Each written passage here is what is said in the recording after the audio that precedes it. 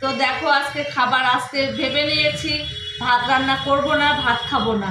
যার জন্য কি করেছি দেখো, এই যে ছোলার ঘুগনি করেছি, পেঁয়াজ রসুন আদা কুচি দিয়ে ছোলার ঘুগনি করেছি। আর মাংস দিনের ছিল 1 পিস রেখে দিয়েছি তোমাদের দাদা ভাইয়ের জন্য। আর এই যে ডিম সিদ্ধ আছে, ডিম হাফ বয়েল করেছি, ডিম সিদ্ধ, কাঁচা লঙ্কা, পেঁয়াজ আছে।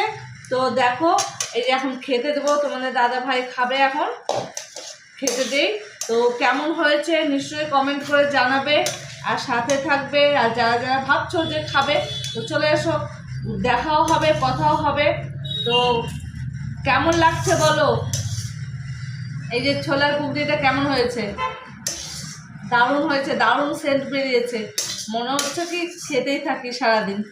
আমার তো ভীষণ প্রিয় ছোলার ঘুগনি, খুব ভালো লাগে। ছোলা ভাজাটা পেঁয়াজ রসুন টসুন দিয়ে খুব ভালো লাগে। তার সঙ্গে এই যে পেঁয়াজ দিয়ে নিচ্ছি, একটা কাঁচা লঙ্কা এবার আমি নিচ্ছি, আর এই যে ডিম সিদ্ধটা প্লেটেই থাকবে, এই যে ডিম সিদ্ধ আর মাংসটা দিয়ে দেবো। বেশি মাংস নেই, 1 পিস রেখে দিয়েছি তোমাদের দাদা ভাইয়ের জন্য।